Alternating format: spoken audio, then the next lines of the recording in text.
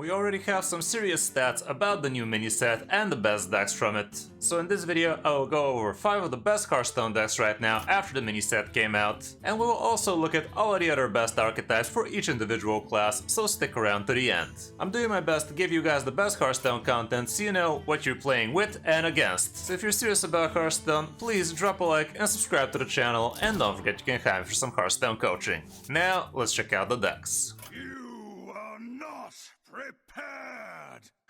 The first deck on the list is gonna be Aggro Pally, and we all knew that this new card is just gonna be way over the top, and right now this deck is sitting at close to 4,000 games after the mini set came out, with 67% win rate. You've heard it right. So yeah, Pally is definitely looking hella strong right now, and this particular list is also abusing quite a few mining cards, so they can get the new mining reward as well. This is not a pure list, obviously. We are running the 1 mana package of the Irvin Pally basically, but there's also a Sanguine Soldier in here, and yeah, you basically want sticky minions on the board, so you can actually plop Shroomscavate on it with a couple of 0 mana Garden's Grace and really start hitting home. We also have the Titan in this one, Keeper's Strength so you can control the boards, a bunch of the new mining cards with Fossilized, Kaletasaur, as well as Sir Finley. Don't forget this guy needs you to excavate twice, don't be an idiot like me. We also have Kobold Miner in here so you can get the mining action faster, Hand of a Doll for a little bit more cycle, it's also a holy spell so we can discount this thing, and it can also be great for the Wind Fury action. Hi-Ho helps you with the card draw, 4 Count Loss again discounts as well as improves the Wind Fury action later, and yeah, really not that complicated of a deck. It does definitely feel very natural, and it should be pretty easy for you to actually stick some stuff, so you can really start clapping. Matchup wise, here's what the stats show, literally not a single bad one. You're even amazing against control decks, because the moment they actually leave a single minion for you, you will be able to go home. And yeah, all around, seems like a broken deck, and I think this is the most broken card out of it. Like, we all knew this is gonna be crazy good, like giving Wind Fury for 3 mana only to Pally, that's just insane, and that's just cherry on top. Like, it already gives you Divine Shield and Excavate, so it's not just a Wind Fury OTK kind of deal. You can definitely tempo out with this one, and you have 2 of them, so you can use the first one a little bit more freely, and save the second one for some OTK action. Mulligan-wise, here's what the stats show going first. Boogie Down still amazing, Hi-Ho is great, Sanguine is your best one drop to hold on to, Hand of a Doll can be great, especially if you already have a sticky minion like Sanguine or Foul Leg, or heck, even the Righteous Protector. Burrow Buster I would never keep, I'm pretty sure this is not something you should be doing ever, even though the stats are kind of good for it, but not many people hold on to that one. So yeah, these would be the top picks. As for on the coin, the situation is not much different, but Kaletasaur actually is somewhat keepable here as well. Sir Finley, I don't know, man, like excavating twice is not exactly anything cheap. The soonest you could do this is turn 3, so this would be a turn 4 play. So I don't know, I wouldn't really be holding on to Finley like that. Keeper's Strength a bit more keepable, I'd say it depends on the matchup if you expect it to be board-centric, but yeah, all around this is what the stats show. On the number 2 spot, there's another Aggro Pally list out there, and I did play this one myself. It's a pure list, it's more board-centric, it runs things like Crusader Aura, and you are also running more board-centric stuff like Muster for Battle. You're running the new Mining Casualties in this one, which probably can fit in the other list as well, but then again, it's already pretty optimal, I'd say.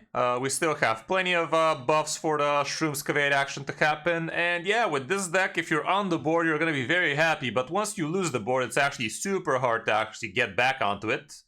So it's still a good deck, it's still above 60%, very popular too, but I feel like the other list is definitely gonna be better, like so far the stats also show that, but this one is also nothing to scoff at, and we did do some crazy wins with this one last night on stream as well. We have the Countess in here so you can discover some extra stuff, but the rest is pretty much similar stuff. Matchup wise here we don't have that much stats, but Treant Druid is not gonna be great for you because they're gonna be faster on the board, and you also don't have clears, so there's that too, but you're still gonna be great against the Warriors, so that's gonna be pretty good for you. As for the Mulligan, this is what the stats show going first. Again, you want some of them good 1-drops. I wouldn't really hold on to 4 Count Loss if I don't already have something like a Sanguine Soldier. Boogie Down is still great. I would never keep Garden's Grace, obviously. Kaletasaur, you gotta have a really perfect hand to keep the Kaletasaur. Hi-Ho, on the other hand, pretty nice. And the Crusader Aura, I guess if you have somewhat of a sticky, fast early board, like let's say Sanguine plus Boogie Down, I can also see Crusader Aura making the cut. As for on the coin, Muster for Battle is actually a pretty good thing to be doing as Suitus Tier 2. Crusader Aura a bit more keepable here as well. The Countess can also be a hold, depending on the matchup if it's a slow one. Boogie Down still amazing. Kjotlas, I'd say it's even less keepable here, but this is what the stats are. Hi-Ho is not bad still. Mining Casualties is pretty decent.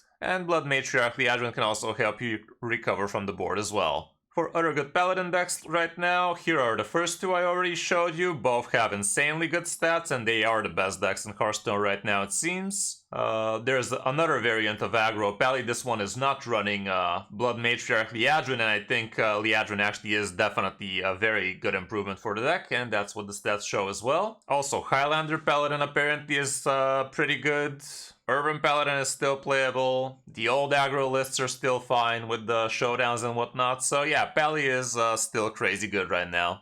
Next up, we honestly have Treant Druid. Like, seriously, Treant Druid right now is doing insanely well. We're seeing several different iterations of it with above 60% win rate, with tons of games, like literally above 20,000 games for the last one day. Not even kidding, that's insane. And yeah, Treant Druid, literally not a single new card in the deck. It's still going super fast, it's still super cheap, and it's still a great way for you to go to the Legend on a very tight budget. Really no need for me to really talk about this deck all that much matchup-wise. Here's what the stats show. The Pallies are gonna be somewhat rough, some of them at least. You guys saw that the list on number 2 is actually bad against Treant Druid, so there's that. Highlander Shaman is a little bit on the negative, and the same goes for Sludge Warlock, but all around everything else is green, including all of the warriors, so climbing should not be an issue. Mulligan-wise, I'm gonna show you real quick the stats, but we're not really gonna talk over it. I already have several guides about this deck, several gameplay videos, so you guys should have a good idea of how to play with and against it. As for other good Druid decks, however, there is this new Nature Druid out there with Tapior and whatnot. This list is actually not the new variant. This right here is the newer variant. It's running weird things like Due Process. We're running the new Shattered Reflections, the Crystal Cluster, 0-mana Naga Giants that are giving you 20 armor with the help of the Pendant of Life. Yeah, you can check out my new video about the new Nature Druid. There was a similar list, a little bit different. The one I showed there has less win rate than the ones we're seeing here, however, so there's that. But yeah, right now Druid is doing quite well. You have several different variants doing pretty fine. Dragon Druid is still amazing, 60%, 2,000 games. All around, it's not a bad time to be a Druid player, but then again, when was it? On the number 4 spot, we have Mining Warrior, and this is obviously a Highlander list, so you can be utilizing the new brand shenanigans. People have found room for Odin in this one as well. And yeah, this is quite the long list. You have some good battle cries in here so that brand can do some of that good stuff. The main stuff would be doubling up your Astalor. Don't get baited by the first and second Astalors though. The first Astalor does not have battle cry deal damage, it has Mana First deal 2 damage. Same with the 5-mana Astalor, it doesn't have Battlecry gain 5 armor, it's a Mana First deal 5 armor. You are going to be getting 2 of the next Astalor, that is a Battlecry, but the Mana First, don't mistake it. I got baited into it a few times expecting it to be doubling up, but no. Only the last Astalor has explicitly Battlecry deal X damage, and the Mana First is deal twice the damage, so the Battlecry is still dealing the damage. And yeah, you will be dealing 28 damage on turn 10 with the last Astalor, but the first 2, they don't battle cry twice like that. They just give you 2 copies of the next Astalor. We also have the mining package, plenty of good battle cries in there you could potentially double up. The Stone Skin has the double up battle cry. We're running the new Aftershock, which helps you against the tokeny decks out there. We also have ETC in this one, and we can see we have Viper, Brawl, Steam Cleaner in this one, but you could be more creative than that. You could slap in things like or something you're feeling like you're lacking, like the free mana gain 8 armor can be something you could include as well. And yeah, all around the deck is real nice. It even has room for things like General Vezix, which is gonna Battlecry give you 8 armor with this one. So you should be able to revive him plenty of times. And we have Tidal Revenant at the end. I'm happy to see that Yogg didn't make the cut in this one, because God knows I got super punished with it last night, but yeah. All around, the deck is quite expensive, but it is going to be fun for you, and it's definitely going to be winning you a lot of games as well. Matchup-wise, we don't have that much stats. I guess you're going to be better than some of the other typical mining warriors out there. And as for the mulligan, we're going to have to go with the kept traits. Going first, here's what people have been keeping. The new totem is pretty nice. The new brand is also hella good. Cobalt Miner's fine. Steam Guardian, Bellowing Flames you can remove. Turn 1 Armor Vendor is nothing to scoff at, especially against Pallies. Stone Skin Armor is usually not something you would be keeping much, but apparently people have been doing that a lot. Slam can help you out, and depending on the matchup you might hold on to Odin. You're definitely not keeping it against fast matchups though. As for on the coin, the stats are kind of different here. Things like Steam Guardian make the cut, but no, it's literally the same thing in it. Like pretty close stuff. Depending on the matchup, you could even hold on to things like Sanitize, Blade Storm. You just gotta be smart about what you're playing against, so yeah, be careful how you mulligan depending on the opponent. For other good warrior decks, as you can see, we have several different iterations, but only these two are really shining right now. The second one is actually not running Odin in this one, so you run a lot less armor gain. Your main win condition in this one would be hard controlling the opponent and also doubling up battle cries with the help of Bran, and the main battle cry you want to be doubling up would be again Astalor. You even have things like Zola, so you can get extra copies of Astalor, and yeah, it's basically super disgusting, but if you don't get Bran, it's actually quite underwhelming in some cases, so keep that in mind too. And on the last spot, we actually have Plague Death Knight with some super serious stats. Very high win rate, very high play rate. So even though it's literally not running a spit of the new cards, it's definitely a deck I should be showing you today, because it really is above 60% win rate with above 2,000 games. Really can't hide it. Yeah, again, same like Tree and Druids. It's just super good right now in the meta. Everybody is trying to play some of the cool new Highlander action, especially for Warrior. This deck is also doing well against the Pallies, so all around it should be a no-brainer for the ones that already have this to keep on playing with it, especially if they don't have the privilege of owning the new mini set.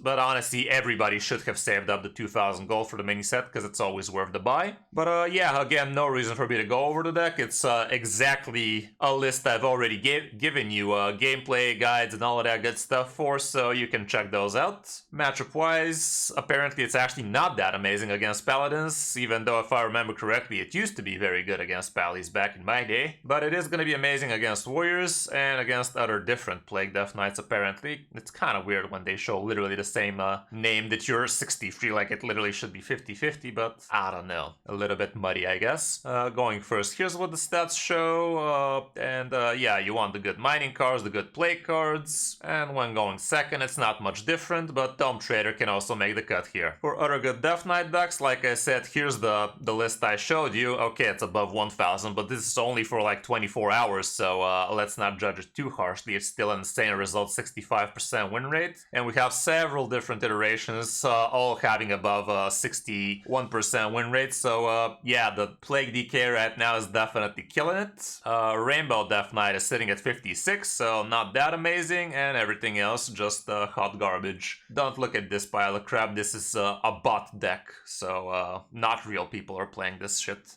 Okay, for the classes we haven't mentioned, starting off with Demon Hunter, nothing to write home about, like literally nothing exists. Going down to Hunter, Arcane Hunter is actually having some serious win rate with very small sample size, however, but you could definitely try some Arcane Hunter shenanigans. It's kind of weird, this one's not even running the new Arcane spell, which definitely should be fitting the deck, but then again, what are you gonna cut for it? I don't know, maybe Arcane Shot.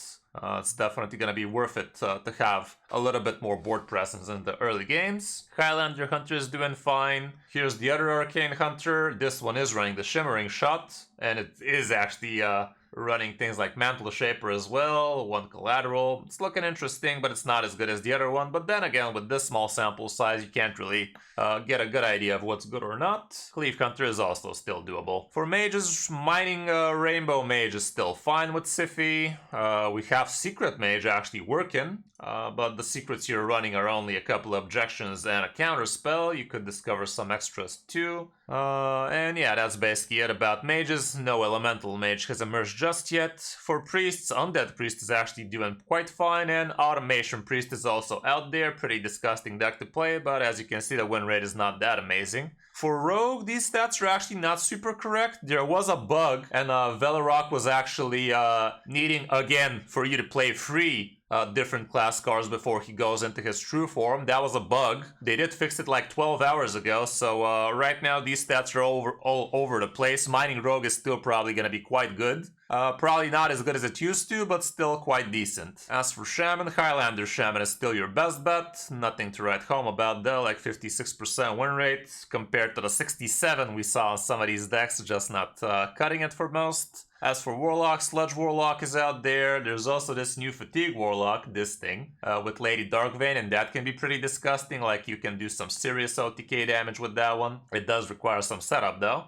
Thaddeus Warlock apparently is not as amazing as it used to be. I still think it's just because people are misplaying with it, but I could be wrong. I haven't really tried it for a while, because it's a disgusting deck. But yeah, that's about it for all of the decks for basically day one of the new mini set. I hope this helps you figure out what you want to be playing, as well as help you know what you're playing against. If you enjoyed the content, drop a like and subscribe to the channel, and don't forget you can hire me for some Hearthstone coaching. Thanks for watching, I'm Kris05, and I'll see you in my next video or stream.